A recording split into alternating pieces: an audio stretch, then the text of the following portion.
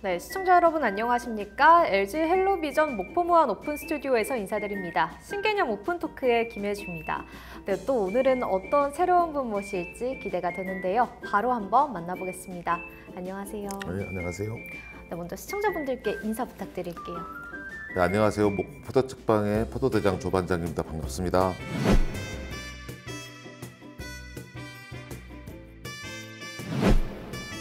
네, 반갑습니다. 예. 네, 책방 이름이 포도, 굉장히 신선한데 이러한 이름을 지으신 특별한 이유가 있을까요? 포도책방은 128명의 점주들이 입점의 형태로 하고 있는 공유 서점입니다. 그래서 128명의 포도알들이 모여있는 포도송이 같은 책방을 꿈꾸고 있거든요. 그래서 포도책방이라고 이름 지었습니다. 128명이요? 예. 굉장히 많은 수이잖아요. 예. 네, 이렇게 포도책방 주인이 100명이 넘는 이 분들이 이 같이 공유를 한다는 게 굉장히 독특한데 이 운영 방식이 무엇일까요? 저희 책방에는 140여 개의 책장이 있습니다. 거기를 한 칸 내지는 하나 또는 뭐 평대 이런 걸 다 이제 개인이 임대를 하는 방식이고요. 임대를 해서 자기가 갖고 있던 이제 중고책을 팔기도 하고 또 새 책을 주문해서 팔기도 하고 그리고 또 책이 팔리면 이제 수익을 이제 반반으로 나누는 방식이고요. 몇몇 점주분들은 이제 자기가 이제 만든 목포 굿즈 같은 거 그런 것도 팔고 있습니다. 공유 책방 느낌이군요. 예. 네, 이렇게 작은 책꽂이 한 칸을 128명이나 되는 이 주인들이 이렇게 꾸미는 책장을 일일이 하나하나 보는 재미도 솔솔할 것 같은데요. 예. 이 가운데 개성 넘치는 주인의 책장 한 가지 소개를 해주신다면요. 여행 작가의 책방이 있습니다. 목포에 여행을 오셨다가 이제 목포에 살게 된 여행 작가가 있는데요. 그 여행 작가분이 본인이 이제 집필한 책 그리고 본인이 모은 여행책 그리고 목포에 대한 그 책을 또 쓰신 게 있어요. 그런 것들을 이제 쭉 전시하고 판매하는 그런 책방도 있습니다. 그럼 목포에 원래 살던 분이 아닌데 여행을 왔다가 목포라는 지역이 좋아서 살게 되신 거네요. 그렇군요. 그렇다면 이 책장 주인이 다 목포나 아니면 인근 주민들인가요? 128명 중에 70%가 목포 분이고요. 30%는 외지인인데 그 외지인 중에서 3분의 1은 이제 목포가 아닌 전남 사람들이고 아주 먼 데는 이제 뭐 서울, 뭐 제주, 뭐 김포, 부산 뭐 여러 군데에 있습니다. 그럼 그분들은 어떻게 포도책방을 알고 이렇게 오신 건가요? 아마 방송이나 SNS를 통해서 접하고 꼭 참여하고 싶다고 의사를 밝힌 분도 있고요. 그다음에 더욱 의미 있는 것은 목포에 자주 오시는 분들이 있어요. 그러니까 옛날 같으면 이제 뭐 도장 깨기처럼 여행을 다니잖아요. 네. 근데 지금은 자기가 좋아하는 도시, 저는 이제 반려도시라는 표현을 쓰는데 도시요. 그래서 한 3개월, 그리고 봄, 여름, 가을, 겨울 한 번씩 오는 분들이 있어요. 네, 그런 분들이 이제 책장을 임대해서 올 때마다 책을 가져오고 또 책장을 꾸미는 뭐 그런 분들도 계십니다. 그렇게 한 번씩 오실 때마다 이 나만의 공간이 있다는 느낌이 들어서 또 특별할 것 같아요. 예, 되게 좋아하십니다. 네, 이렇게 자신만의 특별한 책장이나 또 이야기를 같이 공유한다는 것 자체가 조금 특별하지 않나 이런 생각이 드는데 이뿐만 아니라 이 기존의 목포 미곡 착고를 활용을 해서 이 포도책방을 만들었다고요. 네. 이 부분도 같이 이야기해 주실까요? 이 건물은 100년이 넘는 그 역사를 가지고 있는 건물입니다. 조선 미곡 주식회사라는 그 이름으로 이제 지었던 창고인데요.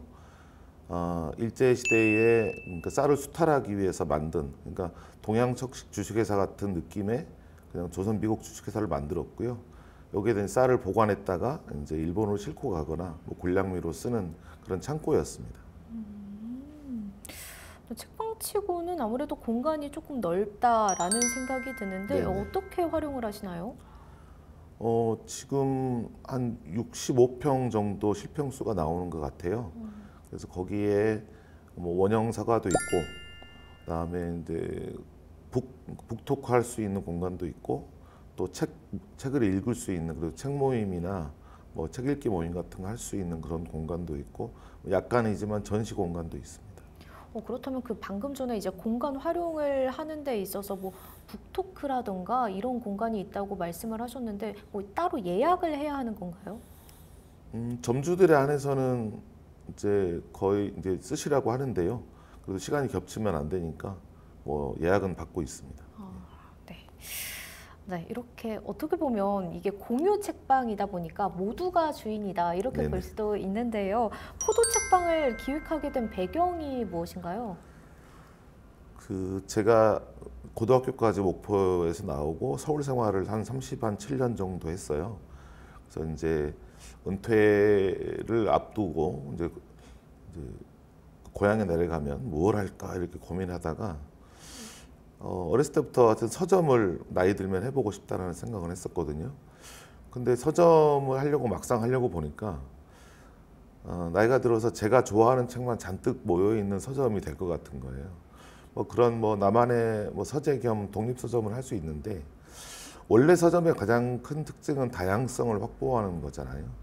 그래서 다양한 책들이 모이기에는 좀 한계가 있는 거 아닌가. 그래서 조금 더 다양한 책들을 모을 방법을 찾아보자. 이런 차원에서 이런 아이디어를 내게 됐습니다. 네, 그런데 현실은 아무래도 이제는 좀 대형 서점만 남게 됐잖아요. 이러한 문화가 우리 지역 사회에 어떤 영향을 미친다고 보시나요? 대형 서점이 중규모 서점이나 작은 서점들을 몰아내던 시대도 끝났어요. 지금은 문고도 어렵습니다. 맞습니다. 문고도 없어졌어요.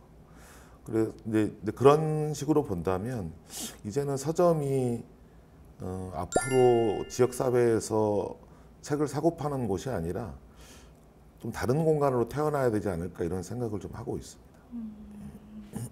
네, 그렇다면 이 앞으로 포도 책방이 더욱더 지향하는 목표나 계획 어떤 게 있을까요?